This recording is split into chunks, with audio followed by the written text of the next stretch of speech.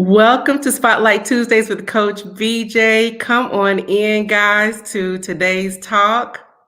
I am so excited to introduce my guest for today. So come on in. Come on in the room, everybody. Come on into this live talk. It's going to be great. Spotlight Tuesdays with Coach BJ. We are ready for you guys.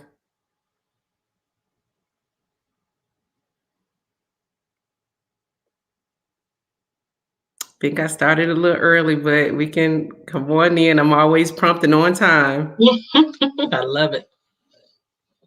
All right, come on in. Welcome to Spotlight Tuesdays with Coach BJ. I see people are coming on in now.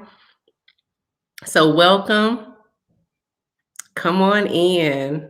And just to let you know, you guys, if you as you're coming in, if there's any blackout screens, just stay on. There's a few technical difficulties we had before coming in.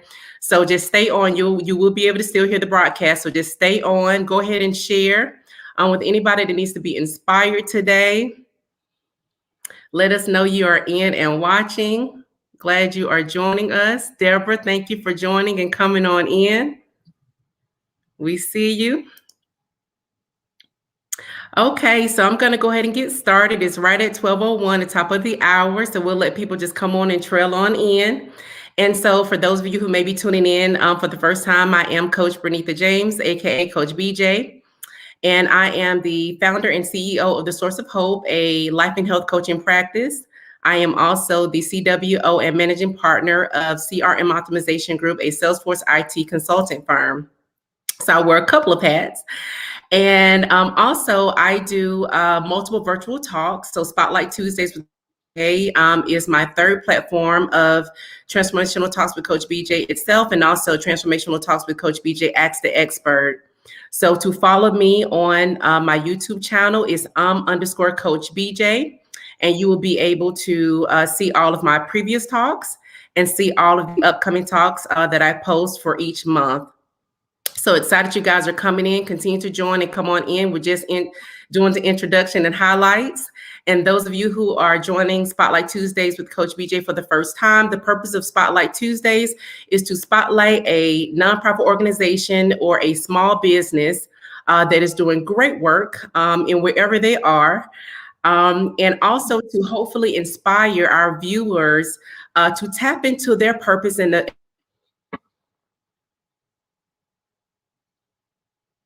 this world, just like our entrepreneurs and our executive founders of our nonprofit organizations do out into the community every day.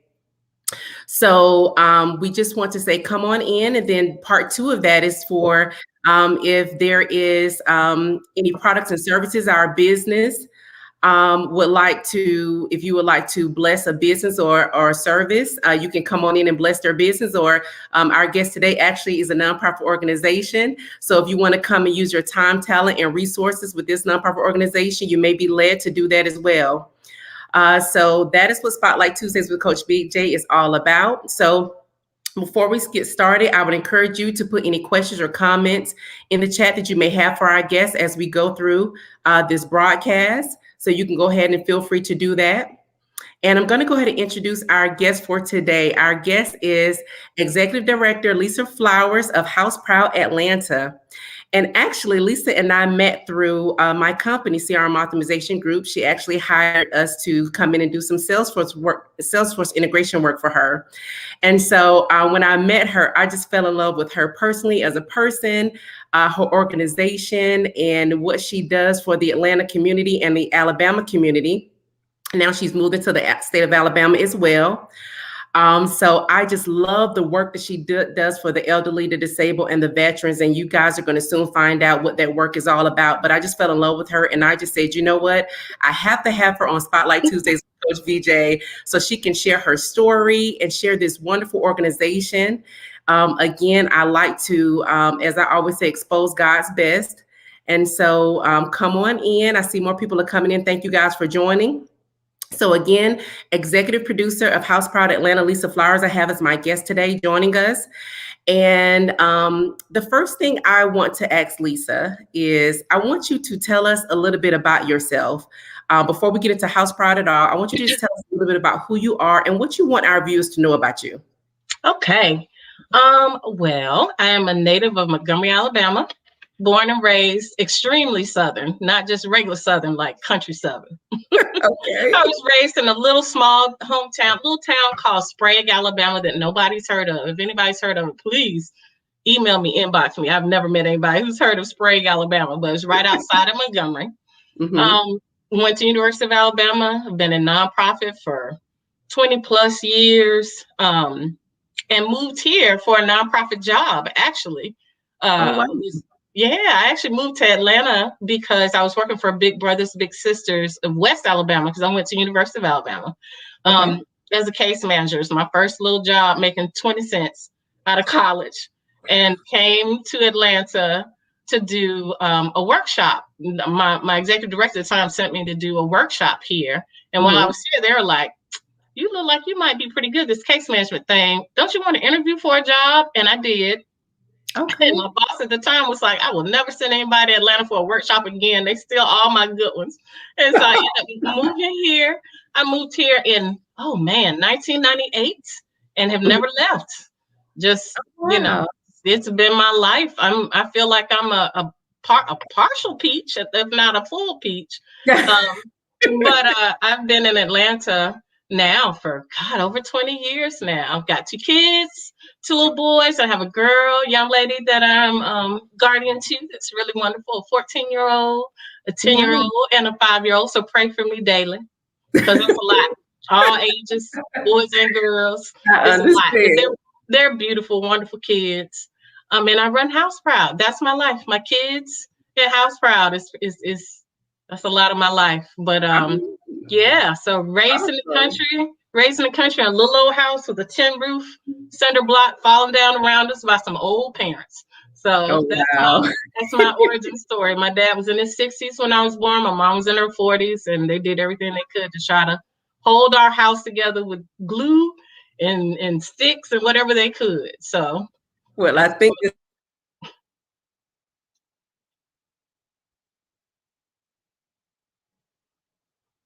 and tell me what inspired you to start HouseProud? And I think, just from our talks that it might have started out with, how you grew up. So tell our viewers, like, what inspired you to start HouseProud? And, how did you know this was the direction you were supposed to go into?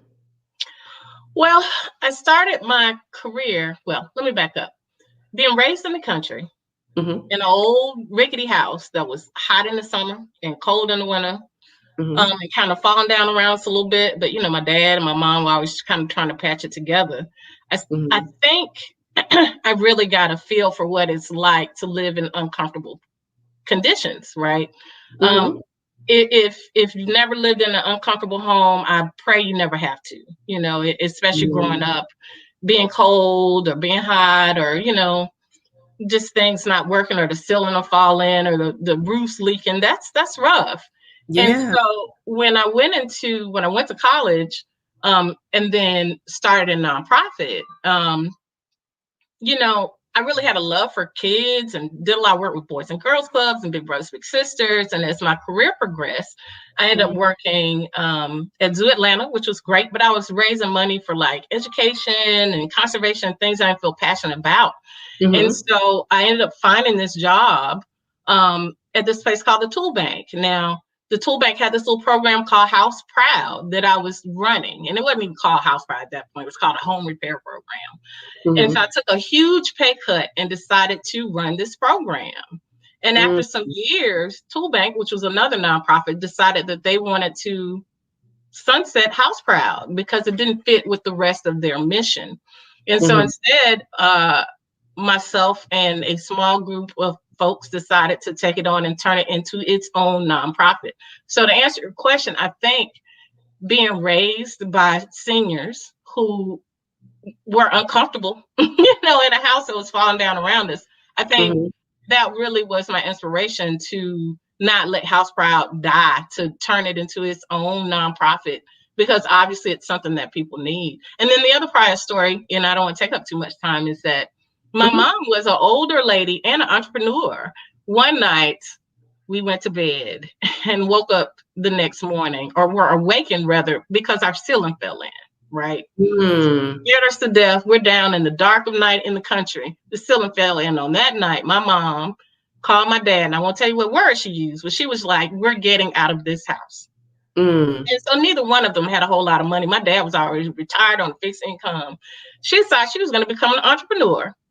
She would go to yard sales at 5 a.m., buy, she had an eye for pretty things. She would buy pretty things, clean them up, and resell them. And so then she decided, let Mm. me get a business license. Let me Okay. get some business cards. And we're talking about a woman in her 50s, up in age, who was like, we're gonna get some business cards, we're gonna call it Just Things, and we're gonna travel in the country and Mhm. give people in the deep south in the country who can't come to the city all the time, we're going to deliver them things that they need for a little bit of a markup.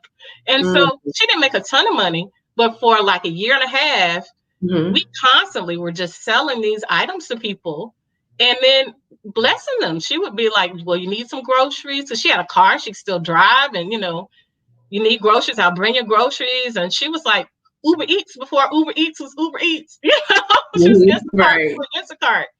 And so she hustled and got us out of that house into a much nicer house. And so I knew Mhm. the difference between living in a house that's falling down around you and then having that drive and that entrepreneurial spirit and Mhm. that just hustle to then get us in a better location. So I think it's just my heart work of I I believe in working hard, being an entrepreneur, but then I also kind of understand what it's like to not live in the best condition and how that affects you. That affects you. You need to, your home needs to be your castle. Your home needs to feel good, right? Absolutely. Mm-hmm. Right. And if you could just give our viewers just a one line, because we're going to get into it in a minute in more detail about House Proud, but just give them a Oh, one liner as to what House Proud does. Just like what do you do? What is your I am mission? so sorry, y'all. I put the cart all before the horse. So HouseProud is a small nonprofit that does no cost repairs for seniors, the disabled, and veterans. Anything to keep them warm, safe, and dry. Roofing, plumbing, electrical, floor stabilization, wheelchair ramps, bathroom modifications, bathroom remodels, anything that's going to help that senior or disabled person or veteran stay in their home.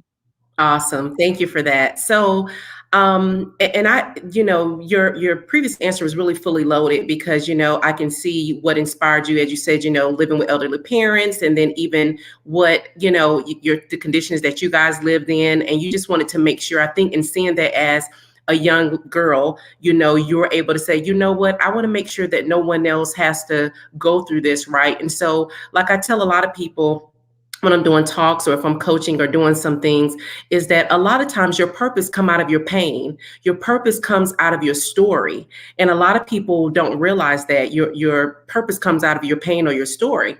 And so, and this is exactly what Lisa is saying about how HouseProud was created. So, in saying that, let us know what were some of the obstacles you might have faced when you started this organization. I know you said that it was spent off from another organization, that it wasn't a good fit for them anymore. Mm-hmm. So, for you personally, like, what were some of the obstacles you faced when you first, say, I'm going to spin this off and I'm going to do this on my own?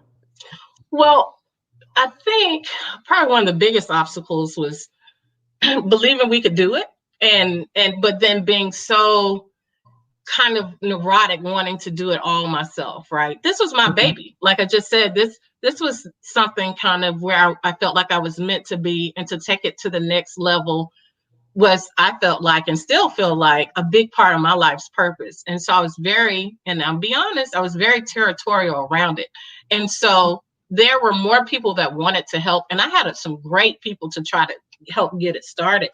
But I Mhm. think if I had it to do over, I would have not tried to do everything myself. I was just like, we got to build this infrastructure. And so we get together a little committee, and then, people would volunteer to do something. Oh, I got that. Oh, I'll do that. Oh, I can do that. And at this time, I had a newborn, right? So we're talking about Mm. 2011, 2010, 2011. I was having my first child and had a newborn, and I was just working incredibly long hours. And as an entrepreneur, as someone who's starting a new nonprofit, that's something you got to do. But looking back on it, I really wish that I had not worried about everything being exactly perfect, right? Because if I had been like, okay, well, you know what? If these initial documents aren't perfect, hell, we'll change them. We'll get it right. We'll course correct and make it right over time. But I just felt like at that time, this is my baby. It's got to be perfect. But at the end of the day, it was all of our babies. It's all, right. While I was kind of somewhat of the founder and the leader and the executive director, and, I worked with this very small group, this initial board of directors, and they were amazing people. And they did things, of course, but I think if I had to do over, I've been like, oh yeah, I know you got that part. Well, you're smart. These are smart people, but I just wanted to be perfect. And I was so emotionally invested in it. Right. And if I had to do it over, I would have kept that energy and passion, but just cool my jets a little bit and trusted that it was going to work out the way it was supposed to work out without me working 80-hour work weeks with them. Right. Exactly. So I was just going to say, make that point. That's the thing that we don't understand, that the more that we are able to trust and we're able to delegate to people who have those expertise and skills, that can relieve a lot off of you, but a lot of more the control that we have, a lot more of a headache it can be for us. Like you said, working 80 hours a week. I mean, that's just unhealthy, right? That's an unhealthy habit, right? But like you said, if you do it all over again, that you would definitely utilize the resources that you had, that you knew who were very well capable of doing it. And again, that's something else. So that leads me into the biggest mistake. Right. So I would just say the biggest mistake would be what? Now that you've been in the organization, so you just talked about from the beginning. So what about when you actually started hitting the ground, doing the work? What one of the biggest mistakes I would say you probably made? So my biggest mistake early on probably was that not trusting enough, like I said, not trusting enough, and just realizing that was going to take time. It was going to take time for it was going to take time for it to gel, right? You got to go easy and be patient with yourself, because it doesn't always work out immediately, right?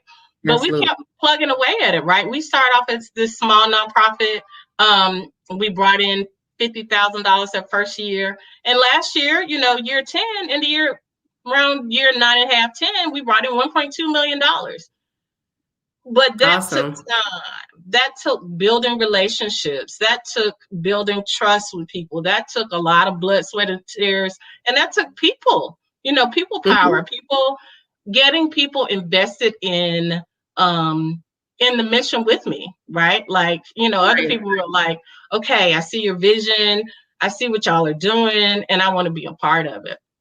Awesome. We do have a question from one of our viewers. Deborah asks, what location do you help senior people? Like, what locations do you help? Yes. So right now we are helping folks who live in Fulton County, City of Atlanta, all of Fulton County, and DeKalb County. And then we've recently moved into Birmingham, Alabama. That's just now starting. So my goal is to expand it at some point all over the country. Now that's going to take a long time. But once again, now I'm more patient with myself. Like we ain't got to expand in 1 year. It's going to happen little by little. But right now we're downtown Atlanta, Fulton, much of Fulton County. Where we have the most funding right now is for our veterans, folks who live on Atlanta's west side, and for folks who live over by the old Turner Field. That's where the majority of our funding is right now. Great question, Deborah. Thank you for asking. Anyone else have any questions, we'll definitely continue to answer those. Lisa, wanted to also find out, now that you've been established with HouseProud for the last 10 years, what would you say now at this point? Because we talked about the beginning, we talked about, starting to hit the ground running.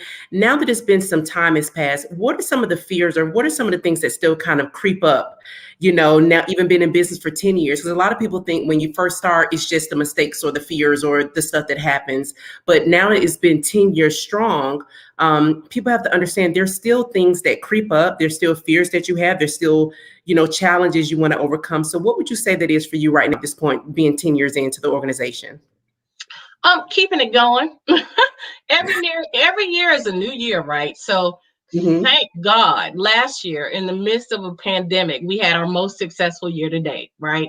We pivoted, which is the word everybody's using, but we really did. We, had to put into place all these safety protocols, and we had a really successful year. But on January 1st, being a zero-based budget, it's a brand new year, right? So you got to start all over and find that money again. Now, of course, we have some established relationships of people who give year after year. But what keeps me up at night is how we going to keep this thing going and how are we going to grow it? Now we're moving it into another market. So that means we got to take this little tiny staff of 2.5 people and stretch them and then get more money so we can expand the staff. And we got to make sure we got good people who work hard and believe in the mission and are passionate about it, just like the three of us, me and my other coworkers are.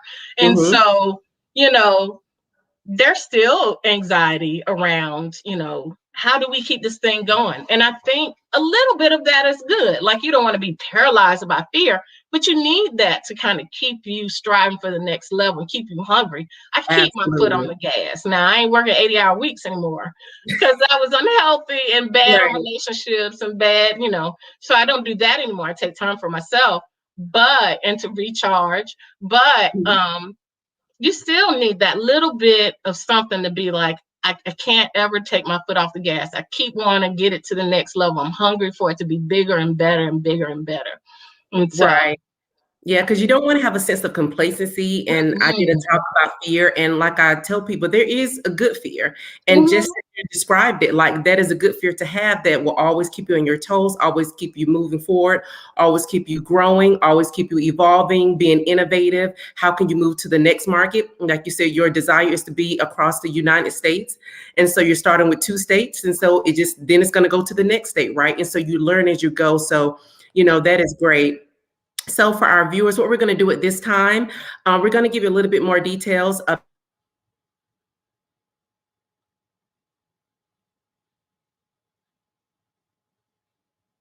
throughout the entire 10 minutes because there also is a live testimonial from one of the elderly clients that she has served in the Atlanta community. So you may want to get your tissue out because it is going to be probably a tearjerker for me and both Lisa again. So I'm going to go ahead and roll the video and you guys can take a listen.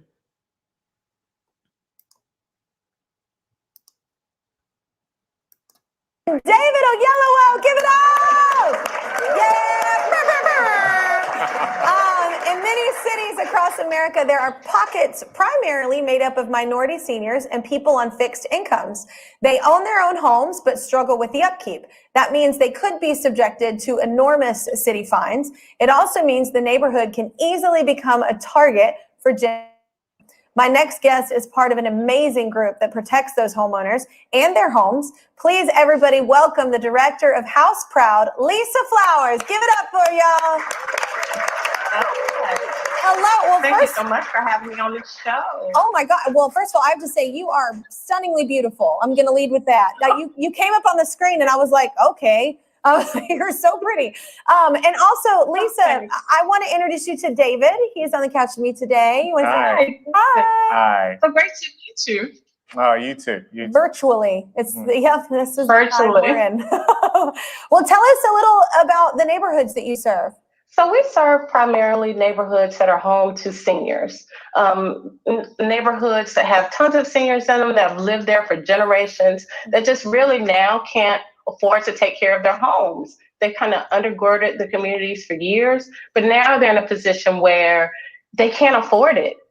For a roof to be replaced costs anywhere from $6,000 to $7,000. And most seniors can't afford that. A lot of people just don't have $6,000 or $7,000 sitting around to be able to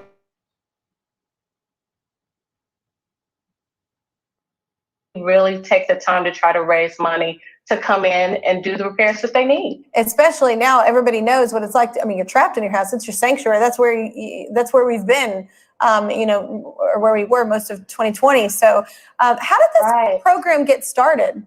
So it got started in the early 90s. There was an attorney named Jeff Woodward. And so he and some of his attorney friends decided that they were going to start helping their neighbors that lived in the area right around them in downtown Atlanta. So that was years ago. We've gone through lots of iterations since then. But now we're in a position where we can still use volunteers to do some things that are novice level, like painting, if they're led by contractors, some minor carpentry type work. But now we've matured to the point where we're able to raise enough money to do the roofing and plumbing and electrical. But we only trust that to licensed and insured roofers, plumbers, electricians, heating and air people, like really high-end tradespeople. But then we also take the time to make sure that we also are able to get work done to help beautify the communities. In a given year, we might bring out 1,000 volunteers in groups of 25 to work on homes to help beautify them. That's amazing to hear you say like 1,000 people. That's amazing that the community got together. Well, Lisa, right. And you say a lot of this is about protecting people's home values, right? Absolutely. So we're based out of Atlanta, Georgia. We're trying to grow all over the country, but for right now, we're in Atlanta. And so Atlanta is one of those cities that's really changing. I mean, we're changing tremendously every day. And one of those changes is that home values are really increasing. And so with that comes investors who will come along and offer seniors way less than what their house is worth. And, for a lot of African-American homeowners, the majority of their wealth is really in the equity of their home, their generational wealth, their wealth is in their homes. And so what we want to do is to be able to protect that for them by bringing out these groups of 25 each of volunteers, throughout the course of the year to make the houses look really beautiful. And then outside of that, we want to make sure that they're warm, safe, and dry. If the house looks good, then a contractor, or rather an investor, is less likely to want to come to that homeowner and try to buy their home for less than it's worth. And if they do decide to sell, if the house is in really good condition, we know that they're going to get top dollar for it. Yeah, you're looking out for them. Why do you think it's important, David, to preserve older neighborhoods? I think that there's just so much culture that gets lost and so much, a sense of nostalgia, for a lot of those neighborhoods. Why do you think it's important to preserve those neighborhoods? Well, but I also think for communities, it's unnatural to get rid of the older people. I mean, in my own home, before both my mom and dad passed away, they lived with us. And that was an incredible thing for my kids to have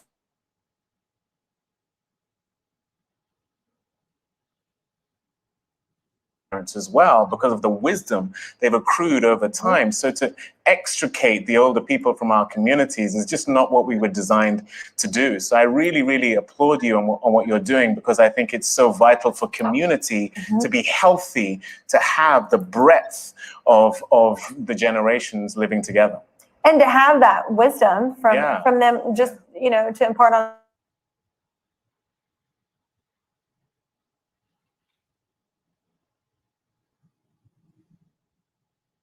HouseProud has fixed up hundreds of homes across Atlanta free of charge. Their goal is to help low-income seniors stay in the homes they work so hard to get. One of those seniors is actually joining us right now. She's here to share why she is so thankful. You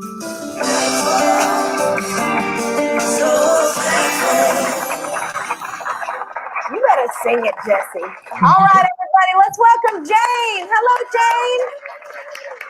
Hi, Kelly. How are you? I am doing fairly well. How are you doing, ma'am?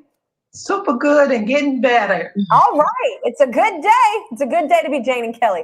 Tell us about hooking up with HouseProud. What have they done for you? Kelly, my house is 100 years old. I've been in it for 30 years. And if it wasn't for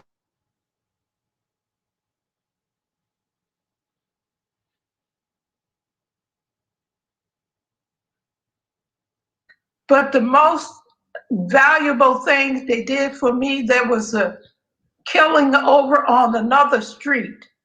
And I was told that the perpetrator ran through my yard. and it scared me to death. I could not sleep at night. So they put up a huge, I was safe once again at night. So that's what HouseProud has done for us. Oh wow! I'll tell you what, and it is to live in your home. I've been broken into several times, and it's the scariest thing. You just can't fall asleep. You can't settle unless you feel safe. So I applaud y'all on helping her out with that alone. But Jane, can you explain why this is so critical for you? Like why all of this help is so critical for you?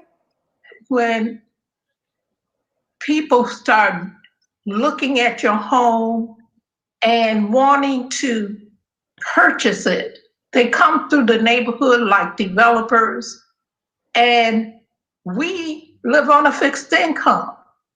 I'm disabled also. And so when they start looking at our property, if it's undergrown, if the grass needs to be cut or something like that, they report it to the city. And the city code enforcement will come out and cite you. But you have two alternatives. One is to go ahead and let them cite you and build up more on your property, or you fix it and you eat cat food because you can't afford to fix up the house and feed yourself, so you end up eating cat food. And so this is the plight of many seniors. So if it hadn't been for HouseProud, you can see the problems that we as seniors would have. Wow. Well, Jane, I know you have something that you want to tell Lisa, right? You want to go for it? Yes, Lisa, you know, you're like a daughter to me. And you're a wonderful daughter, wonderful, wonderful. And you know, you're a daughter to the community. Also, Lisa, you are a child of the Most High God. And I know that He loves you. And I'm tearing up too, so you're not by yourself. Woo, y'all are not alone. It's wonderful. You're amazing. You're a wonderful child of God. You're an amazing lady, and I wish we could clone you and take you to all the cities that need you. But you're wonderful, you're beautiful, you're magnificent, and you're awesome. You know I love you. And I thank God. You know I love you, Miss Jane. Oh my goodness. Well, we also love everything. So much. We also love everything that Lisa does as well. So that's why we're going to give HouseProud $5,000 just to help out with any repairs that we can do. And it's such a beautiful thing you're doing. And I can't even talk about it more. I'll just keep crying because I was going to say something. And I was like, I won't make it through the sentence. So I'm going to.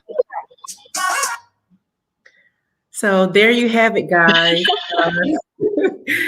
Yeah, there you have it. So now I wanted to roll the clip because I really wanted everyone to really see the value and to hear a real life client testimony as to exactly what HouseProud Atlanta does and how they help the community, how they help the elderly, the veterans, they help the disabled. And, you know, and it just still makes me cry again. I've seen it before. It's just the fact that when she mentioned she had to eat cat food, you know, to try to make it through and to try to keep her home and do those various things, you know, that's exactly why you want an organization like HouseProud around. Actually, it should be everywhere to be a blessing, you know, to those,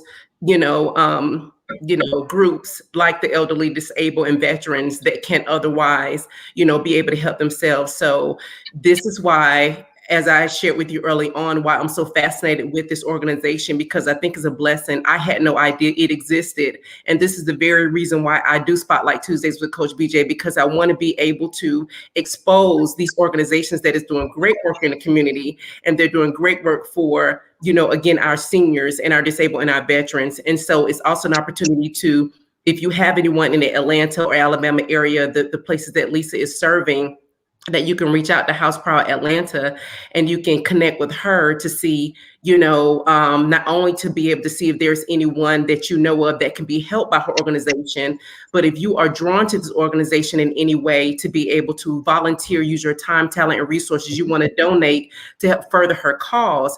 Again, this is what this platform is all about, exposing and sharing what we're doing. And if you're so led, and if this is something that you're drawn to, reach out to Lisa.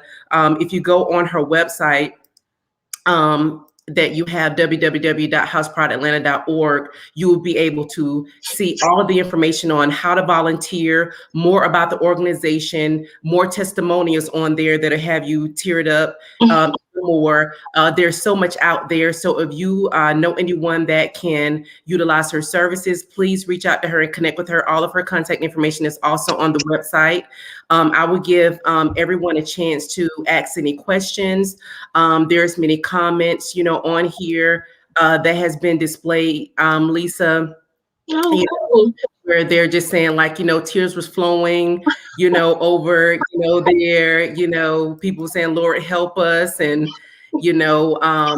Deborah said, praise God for Lisa, and your organization.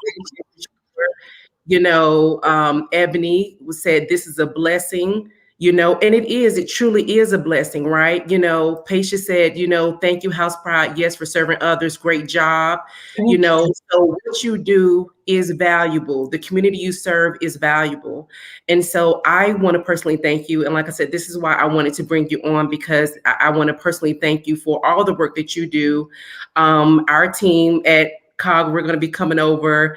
We're going to be doing some volunteer work too once everything opens back up. We're excited to do some volunteer work. So again, if you guys are, interested in volunteering with her organization, seeing what you can do to help further her cause with HouseProud Atlanta. Again, this is her information that is going across the screen, www.houseproudatlanta.org. I'm going to give you a few minutes to let me know if you have any questions. As I let you know about the talk that's coming up this week. On Thursday, we have Ask the Expert this week with Michelle Riles, talking about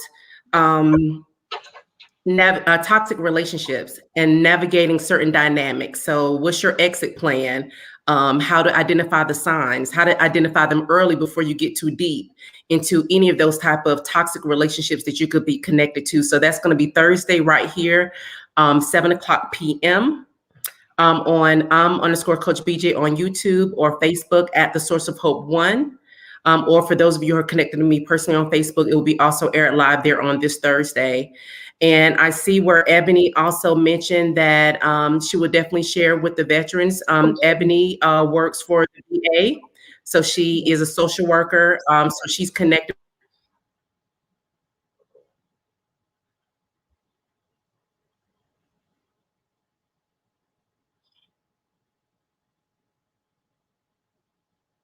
as well. So if there isn't any more questions for Lisa or myself, we want to thank you all for joining today. We appreciate you and we value your time. As always, I love you guys. And again, check out my social media websites. If you have any questions, if you want to message me about anything as it relates to this, let me know. So I want to thank you for watching. Always subscribe to my YouTube channel, where it will let you know all of the updated talks that's coming up. So all of my social media platforms is _Coach BJ. And again, on Facebook, I'm at The Source of Hope 1.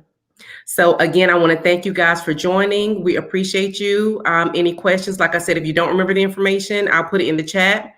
And also reach out to me on any of my social media platforms if you have any more questions about this organization. Thank you so much for your time and for watching today. You have a great day. Bye.